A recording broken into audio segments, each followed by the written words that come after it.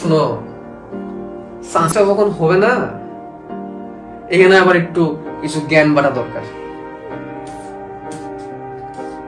এনডিসিতে তো seat fix, জানো তো? এনডিসিতে কিন্তু সিট ফিক্স থাকে। ওই একটা সিটেই 1 মাস বসতে হয়, 3টা সিট আগায় না। প্রতি সিটে 3 জন করে বসে। 1 2 3 4 5 6 7 8 9। একটা সিটে আমি ক্রস দিলাম। এইটা ছিল আমার সিট। আমি মেডিকেলে ভর্তি হইলাম। আমার সামনে রাজু ফার্স্ট চান্স পাইলো। আমার পাশে বিপ্লব রুয়েটে চান্স পাইলো। ও বুয়েটে চান্স পাইলো। আমার পিছনের জন রাজশাহী মেডিকেলে চান্স পাইলো। ও ঢাকা ইউনিভার্সিটিতে চান্স পাইলো। ওরও মনে করেন ইউনিভার্সিটিতে হয়ে গেছে। এ অনেক পড়তো, আমি নাম বলবো না, অনেক পড়তো, অনেক পড়ালেখা করতো, বাট ওর ভাগ্য সহায় হয় নাই। প্রথমবার কোনো জায়গায় চান্স পাইনি।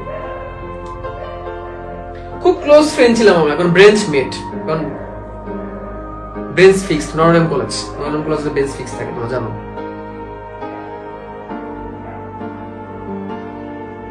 ও আমাদের সাথে যোগাযোগ বন্ধ করে দিল। আমরা ফোন দিলাম ওরে রেজাল্টের পর, কোন জায়গায় চান্স পাইছে কিনা। বুঝছি ও কোনো জায়গায় চান্স পায় নাই। ও আমাদের সাথে কমিউনিকেশন বন্ধ করে দিল। কারোর সাথেই কমিউনিকেশন করে না সে, কারোর সাথে সে কমিউনিকেশন করে না। শুনলাম সে মেডিকেলে সেকেন্ড টাইম করবে। সে মেডিকেলে সেকেন্ড টাইম পরীক্ষা দিল। সেকেন্ড টাইম পরীক্ষা দেওয়ার জন্য সে আমার বাসায় আসছিল। আমি তখন তো ঢাকা থাকি। ও আমার কাছে একটা ফোন দিছিল পরীক্ষার আগে, শুভ্র আমি মেডিকেলে সেকেন্ড টাইম পরীক্ষা দেবো, আমার সিটটা পড়ছে ইডেন কলেজে, আমি ময়মনসিংহ থেকে আসবো, তোর বাসায় থাকবো, পরীক্ষা দিয়ে চলে যাবো, তুই আর কাউরে বলিস না। কিন্তু আমার ঢাকায় থাকার জায়গা নাই, আত্মীয় স্বজনের আমি আর নিতে পারতেছি না, আমি আত্মীয় স্বজনে বলবো না, আমি আসবো, তোর কাছে পরীক্ষা দিয়ে চলে যাবো। আমি তো অবাক, কোন নাম বলবো না। তুই এতদিন পর ফোন দিছিস, ওকে আয়। আসলো রাত্রেবেলা, রাত 8টার দিকে আসলো, এসে বললো শুভ্র কিছু খাবার আছে। তো আমি এই বাসায় থাকি, এই বাসায় এই রুমেই থাকি। তখন এই রুমটা এত গোছানো ছিল না, একটা বেড ছিল, একটা পড়ার টেবিল ছিল, একটা আলনা ছিল। হ্যাঁ, খাবার দিলাম। আমার আম্মু ওই সময় ছিল, খাবার দিলাম। আম্মু জিজ্ঞেস করলো তুমি কি অবস্থা। তো আম্মুরে বললো আন্টি আমার ফার্স্ট টাইম কোনো জায়গায় চান্স হয়নি। আমি খুব রাগ করছি, তুই আমার ফোন টোন দিস না, আমি তোর এতবার ফোন দিলাম, তুই রিপ্লাই করিস না কেন। আমি এটা বলছিলাম আগে একবার। ও বলতেছে যে রিপ্লাই করার সিচুয়েশন ছিল না। আমার খুব লজ্জা লাগছিল। আমি এই 1 বছর পাগলের মতো বাসায় বসে পড়ালেখা করছি। এটা 2016-17 সালের কথা, 17 সালের কথা। বাসায় ফ্যামিলি থেকে খুবই প্যারা। সেকেন্ড টাইমের যে কি যন্ত্রণা, শুভ্র, এটা আমি তোর বলে বুঝাতে পারবো না, তুই তো পার পেয়ে গেছিস। ফ্যামিলিতে যন্ত্রণা, আমার আব্বা আম্মার বন্ধ কথা শোনা লাগছে আত্মীয় স্বজনের কাছ থেকে। এত না নরডেমে পড়াইলেন, কি হইল? সেরেনা গোল্ডেন পাইছে, কি হইল? A+ পাইছে, দিলে কি হইল?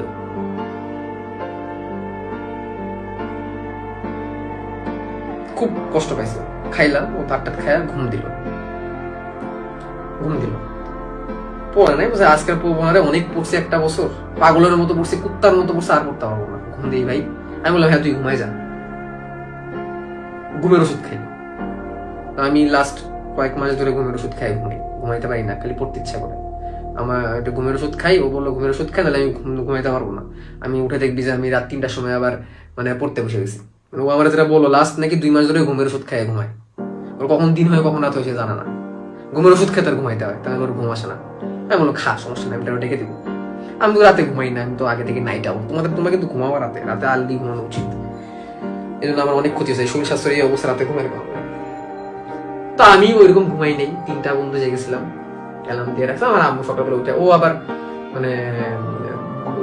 বলছে আমি একাকি উঠে যাবো। তো ফজরের আজানের পর পরে উঠে গেছে, উঠে আমার এই শুভ্র নামাজ পড়ি, তো বললো আন্টিরে বলিস যদি আন্টি যদি একটু পারে আমার একটু মিশিয়ে যেও কিছু একটা খাওয়াইতো, আম্মা থাকলে মিশিয়ে যেও কিছু একটা খাওয়াই দিত আমারে। তা আমি চিন্তা করছি না, আম্মু এমনি পায়েস রান্না করবে, ঠিক আছে। তো বলতেছে আর কি যে আমার আম্মা থাকলে আমার পায়েস রান্না করবে, মানে কিছু মিষ্টি জাতীয় কিছু খাওয়াইতো। তা আম্মু আগের রাতে পায়েস এমনি রান্না করে রাখছে। তো ওইটা আবার সকালবেলা ওভেনে গরম করে দিল। তো ওরে নিয়ে আমি বের হইলাম ইডেনের দিকে সকাল 8:30টার দিকে। শুক্রবার তো, শুক্রবারে পরীক্ষা থেকে শুক্রবার চাপ থাকে, সকাল 8:30টার দিকে। তো বললো বন্ধু এই পরীক্ষাটা যদি আমার খারাপ হয় আমি জানি না আমি কি করবো, আমার কোথাও চান্স হয় না, আমি কোনো ন্যাশনালও ভর্তি হই নাই, আমি তো আল্লাহ বিল্লাহ পড়তেছি এই পোলাই কি কয়, এই পোলাই কি কয়। এবার ডেন্টালের পরীক্ষাও আছে, বললাম কষ্ট নিস না, জাহাঙ্গীরনগর আছে। না রে ভাই এরপরে ডেন্টালটা দিব আর না হলে আমি যাই না, কি হবে না, জাহাঙ্গীরনগরে পড়তাম না, তাহলে তো ফার্স্ট টাইমই পড়তাম। পরীক্ষা দিয়ে বের হলো, খুব হাসি হাসি মুখে বের হলো। বন্ধু খুব ভালো লাগাইছে। কতগুলো দাগাইছো? 96টা দাগাইছে। এত দাগাইতে গেলে নেগেটিভ খাবে না রে বন্ধু, কমন পড়ে গেছে সব। কিন্তু বন্ধু আমার তো 5 নাম্বার কাটা যাবে সেকেন্ড টাইম। আচ্ছা দেখ প্যারা নাই বন্ধু, জায়গা মানে বন্ধু আর যাবো না, আন্টির অনেক প্যারা দিলাম, আন্টির সামনে না তোর খালাম্মা আন্টি তোর জন্য রান্না করে, না না ভাই আমি জায়গা, আমার ভালো লাগতেছে না, রাখতেই পারলাম না। ও আমার নিয়ে মহাখালী গেল, মহাখালী থেকে বাসে উঠে আবার চলে গেল।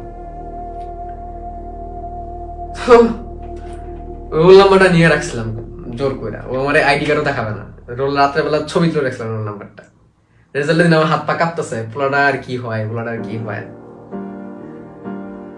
হাত পা কাঁপতেছিল। তো 5 নম্বর কাটা যাওয়ার পরও আমার ওই বন্ধু সলিমুল্লাহ মেডিকেলে পড়ে। এখন 5 নম্বর কাটা যাওয়ার পর আমার বন্ধু সলিমুল্লাহ মেডিকেলে পড়ে। রেজাল্ট আমি দেখতে পাই না, রেজাল্টের দিন একটু প্যারা হয়, নেটে একটু ডিস্টার্ব করে। ও রেজাল্টটা পায় সবার আগে আম্মুর নাম্বারে ফোন দিচ্ছে, আমার নাম্বারে ফোন দেয় না, আম্মুর নাম্বারে ফোন দিচ্ছে, আন্টি আমার তো সলিমুল্লাহ মেডিকেলে হয়ে গেছে। আমি মনে হচ্ছে আল্লাহ বাঁচাতে, আমি ভয়ে আসছিলাম, ঠিক আছে। তো সে সলিমুল্লাহ মেডিকেলে পড়ে। একটা বছর কি যে দিন পার করছে, ছেলেটা ঘুমের ওষুধ খাইছে ঘুমানোর জন্য, এমনি না ডিপ্রেশনে, কিন্তু ঘুমের ওষুধ খাই নাই। ও ঘুমের ওষুধ না খেলে ঘুমাইতে পারবে না, আবার পড়তে বসে যাবে। That is call dedication. আমি বারবার বলি তো একটা আকাঙ্ক্ষা কেমন হওয়া উচিত, জীবন মরণ ইচ্ছা। বলছিলাম না জীবন মরণ চাওয়া থাকতে হবে, তখন তোমার আকাঙ্ক্ষা পূরণ হবে। ওর জীবন মরণ ইচ্ছা হয়ে গেছিল। 2 ঘন্টা ক্লাস কইরা মাথা গরম হয়ে গেছে, ভাই পারতেছি না, ভাই পেটে ব্যথা, ভাই বুকে ব্যথা, ভাই অমুক জায়গায় ব্যথা, আল্লাহ ভাই এত পড়া, ভাই 3টা এক্সাম। ভাই এত সহজ না জীবন এত সহজ না, জীবন অনেক কঠিন। আমার রিয়েল লাইফে অনেক এক্সপিরিয়েন্স আছে। ছোটবেলা বাপরে হারায়া অল্প বয়সে সংসারের দায়িত্ব নিয়ে এই জায়গায় উঠে আসি। আমার জীবনে অনেক এক্সপিরিয়েন্স আছে, আর অনেক দেখা এক্সপিরিয়েন্স আছে।